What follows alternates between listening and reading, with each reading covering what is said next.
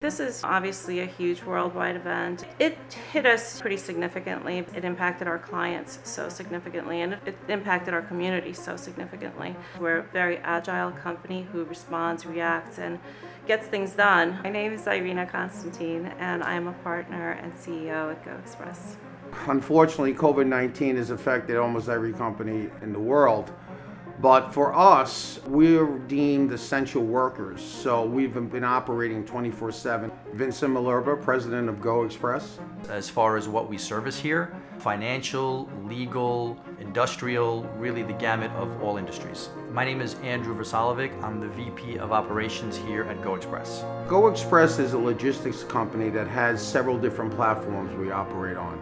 Local messenger, tri-state, trucking, domestic and international air freight. In order to stay operational, we had to make sure, first and foremost, that everybody here is safe and that we protect our staff, our agents, and of course our clients. We've been doing the protocols to keep proper guidelines with the CDC recommendations, but it's been a challenge. It's been a challenge for us.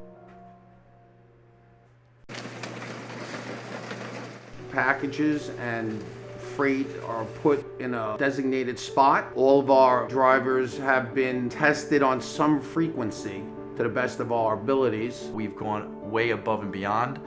Actively, even before we were mandated to, every driver was given masks. We source supplies.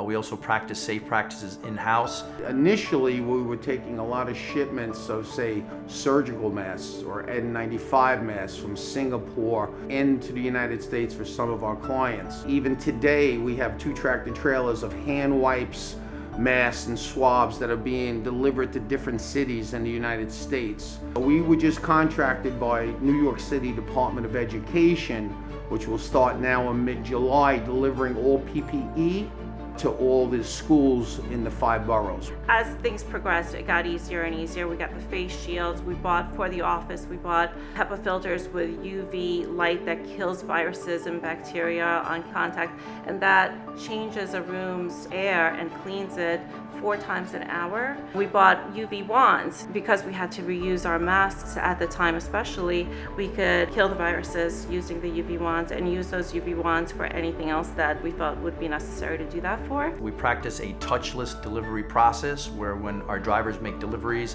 they're not physically touching the pen or the paper. Another thing that we do, which I believe is really white glove and going above and beyond, is that we sanitize our vehicles.